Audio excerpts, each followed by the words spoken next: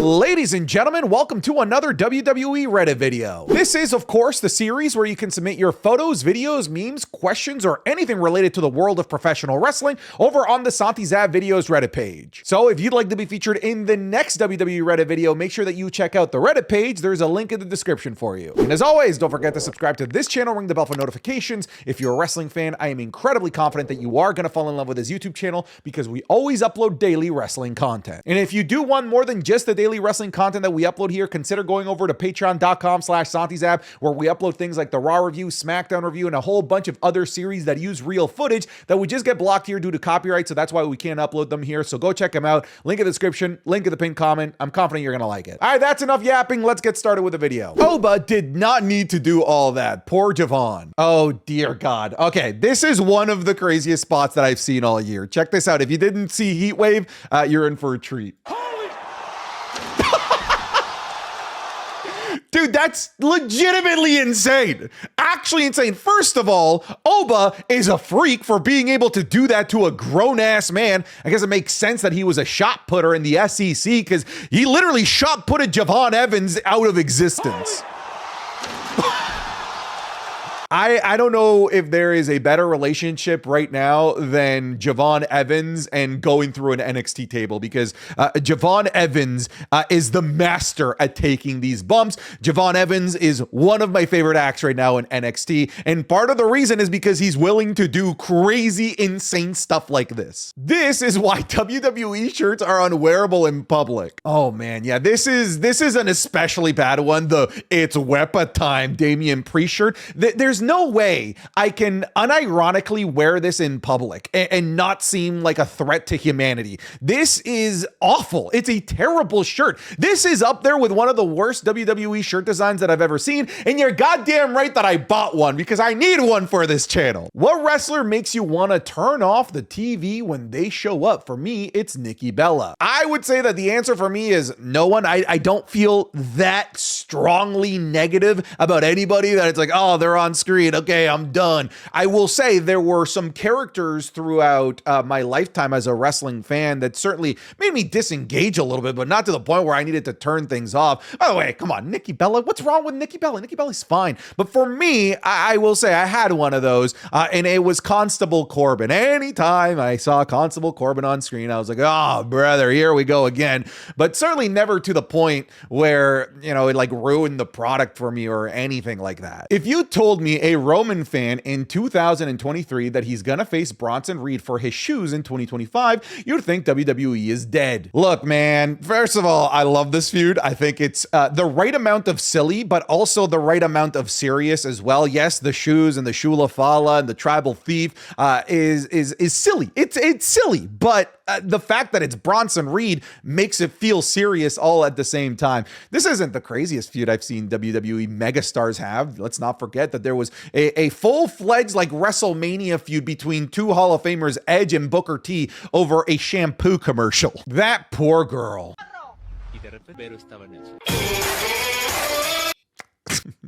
Okay, all right, moving on. Booker T needs a cold shower. Booker T wrestlers with ass. Yeah, this is fairly accurate. Anybody else get these vibes? Dude, yes, this is a great call out. It absolutely feels like Cobra Kai vibes, like Cobra Kai from the 80s, not this nerfed good guy Cobra Kai from the modern era 2010s. All right, you had to be there to really experience the OG Cobra Kai. Yeah, this is Sensei Kreese definitely pointing Johnny Lawrence in the direction of evil. That's what we're getting here with Drew McIntyre and Logan Paul, which, by the way, I love this relationship that we're getting on screen between these two. I thought it wasn't until next year. Clash in Paris will now officially be the final PLE to air on Peacock in the United States. Yeah, this really caught everybody off guard, huh? Because when the announcement of the ESPN deal and WWE Premium Live events came about, we were all told that the first event was going to be WrestleMania 42. So like 8 months from now, and then poof, all of a sudden, I don't know what sort of legal loophole magic WWE pulled, but they were able to get out of the Peacock deal as early as the end of Clash in Paris. So those VPN sales that we all thought were going to go through the roof in 2026 are going to start going through the roof as of September 20th, probably. Why do they do it, and which version did they show live? Okay, yeah, so this is really, really interesting. I found this fascinating from like a production standpoint. This is how SmackDown ended, and they reshot it. They actually ended up reshooting it for the audiences that were watching this at 8 p.m. on the USA Network. The top one was what aired on Netflix at 3 p.m. Eastern. The bottom one is what aired in the USA Network, which like the content is still basically identical. The angles are different, and there's the attack from Logan Paul. And the reason why they changed it is because a lot of people felt and were complaining that it looked like the punch didn't land.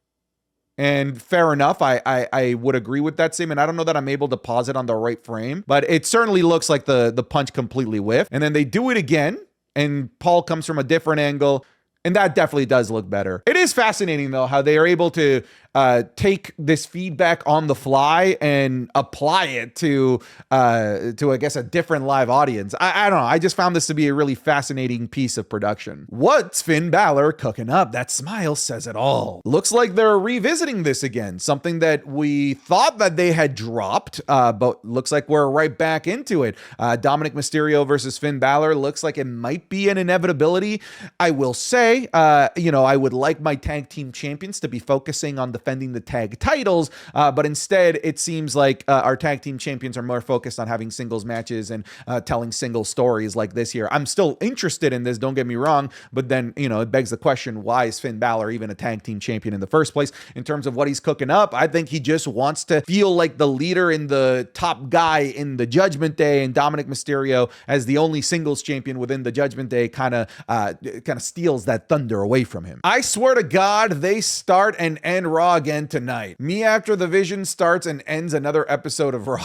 I'm tired, boss. Hey, you're going to be tired for the next several months. Welcome to the stretch of SummerSlam to Survivor Series War Games, where in the past 4 years in a row, they do the same thing. Heel faction opens the show. Heel faction closes the show. Hope you like the ride. It's all part of the show. You enjoying the show? Karrion Kross and Scarlett just showed up at GCW. I saw this, and I would actually play the promo that all three of them cut at the end of the show, but it's so filled with so many swear words that YouTube would just demonetize this video, and I can't have that. But good for him, man. The pop was awesome. A lot of people were talking about this. I haven't seen a indie debut get this much buzz, really ever. Like, this really was something that moved its way through the entire wrestling community. There's still a lot of people that are following and supporting Karrion Kross. And again, I tell people, for those that really wanted Karrion Kross, the hashtag We Want Cross movement, those people, time to put up or shut up and follow the guy that you say you like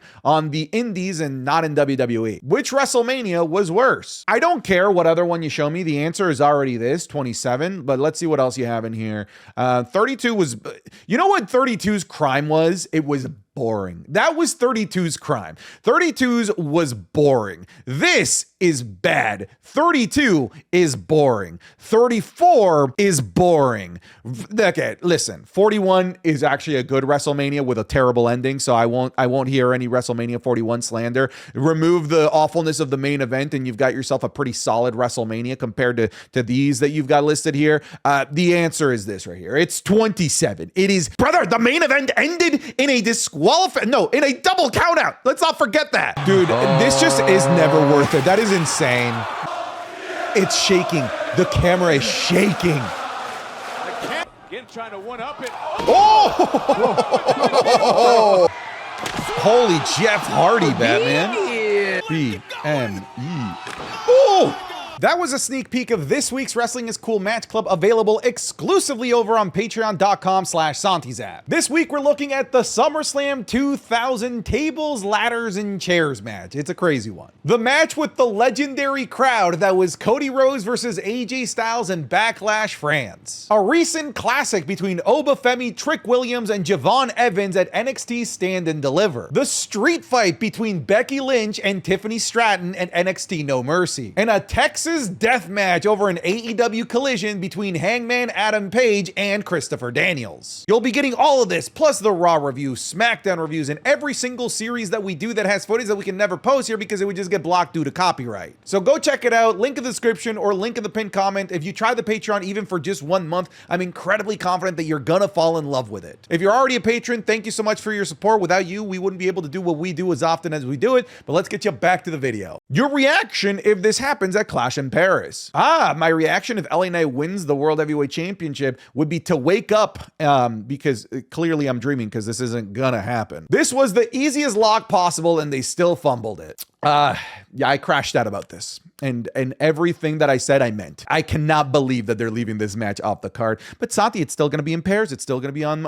It's still going to be in front of that crowd. It's not the same. It's not the same. People don't remember Monday Night Raw matches. People don't remember SmackDown matches the way that they remember PLE matches. People will always remember PLE matches over matches that happen on Raw and SmackDown. This should have happened at Clash in Paris. The crowd would have been insane. Yeah, the crowd will be insane in Raw, but it's not something that you're going to look back on anywhere near as fondly had this happened on a PLE. These two got done dirty. This should have been on the PLE. The PLE only has 5 matches. This PLE absolutely could have benefited from 1 more match, and it was the easiest match to make. Dom versus AJ. The WWE Speed titles aren't dead. They're just moving to NXT television. I saw that. They're going to be doing tournaments on NXT, just like they were on Twitter, and I guess the Speed titles are now canon, which means, ladies and gentlemen, that El Grande Americano is an official canon singles champion in the WWE. Now, the question is, are they going to give this to tall El Grande Americano? Because it was short El Grande Americano that was the Speed champion. We'll see. This does also mean that I now have to cover the Speed titles in the Who's Gonna Dethrone X Champion video, which is really annoying. Seriously, who is spending this kind of money on wrestling tickets? When I meet someone that spent $50,000 on WrestleMania tickets, my clown detector is off the charts. Listen, you have to remember, if they can spend that money, it's because they have that money. I'm not justifying the spending of that money, but like, if you got a couple $100 million in the bank, I don't think $50K is really gonna hurt, or you're gonna really feel it. Now, if you're, taking out your life savings, going into debt for $50,000 WrestleMania tickets, you must be the biggest fan of all time, but I do question your financial literacy. Gonna have to skip the mortgage to attend WrestlePalooza in the US. Here's the thing. One thing is WrestleMania. The other thing is WrestlePalooza. This isn't even front row tickets, ladies and gentlemen, and they are charging 6 bands, $6,000 for WrestlePalooza tickets. That's insane. That's actually insane. WrestlePalooza, as far as I'm concerned, in terms of a brand, is on par with like Fastlane. B-tier PLE should not be charging this much. This is insanity. Peacemaker season 2 just dropped. So I've been seeing this float around, people trying to embarrass me, like, haha, look at Santi a couple years ago during the Peacemaker dance. Let's laugh at him. First of all, I nailed this. I don't know what you're talking about. I'm not ashamed of this at all. I can't play with the music because it'll get hit with copyright, but I promise you, it's amazing. I absolutely nailed the shit out of this dance. We can go to, look, come on, look at this.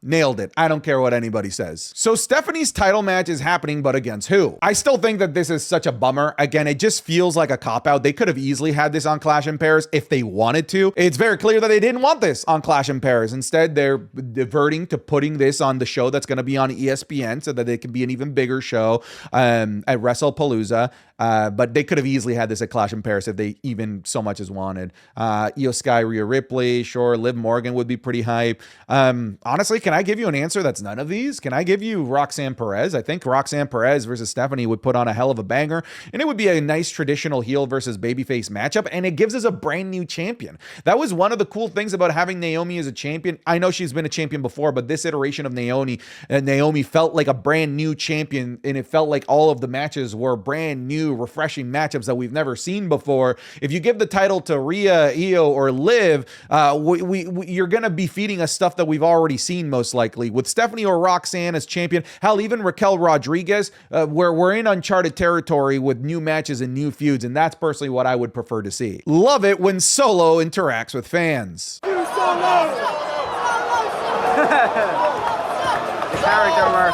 These are my favorite clips every week. Just seeing Solo Sikoa in the wild. Fuck you, Solo! Fuck you,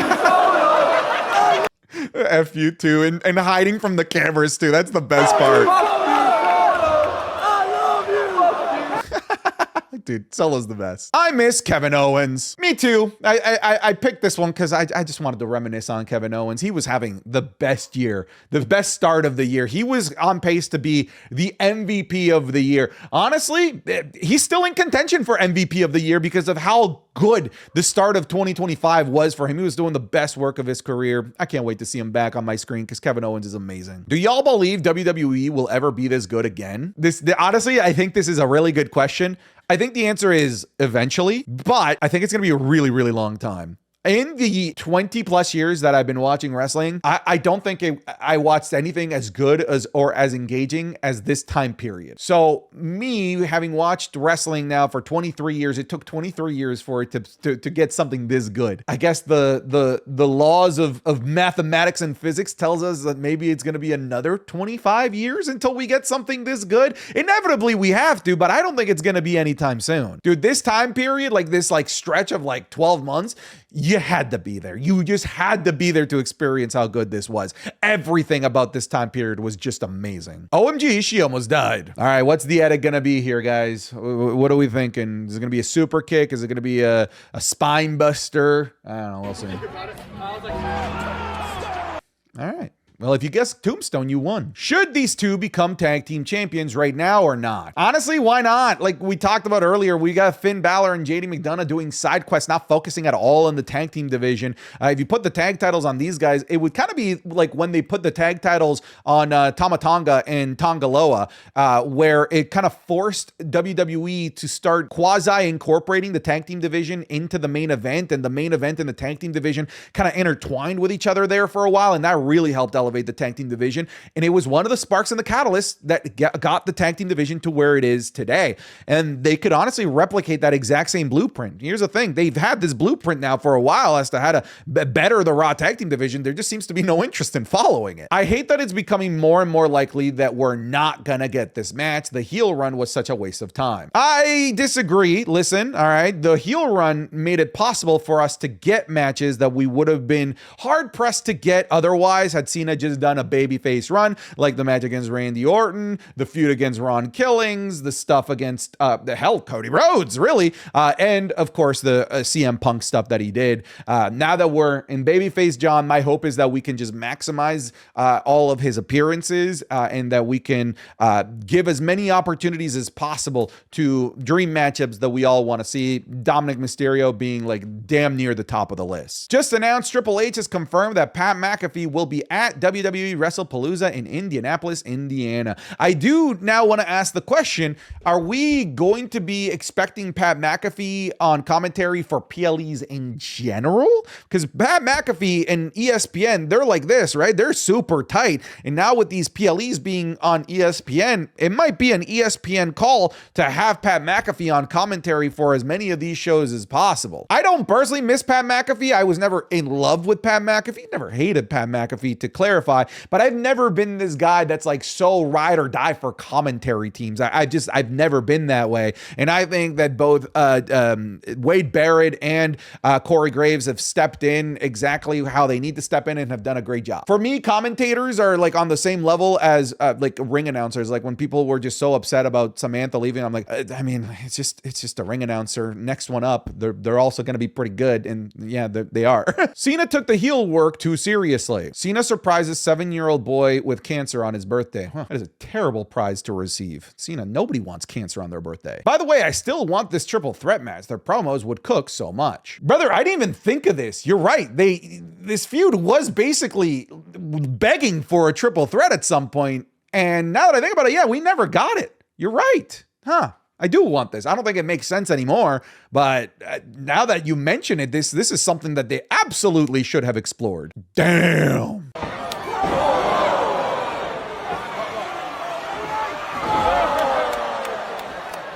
Nice. Nailed it. By the way, this is why like house shows rule. You get stuff like this happening on there. You get to see wacky stuff at house shows. R.I.P. La Yesca. God damn it! Style build even better. Listen, I was upset about the Dominic Mysterio and AJ Styles thing. La Yesca's all right. All right. No real iguanas were hurt in the making of that live stream. All right, folks. Thank you so very much for watching this episode of WWE Reddit. I'll see you guys in the next one. Take care. Goodbye. Get out of here.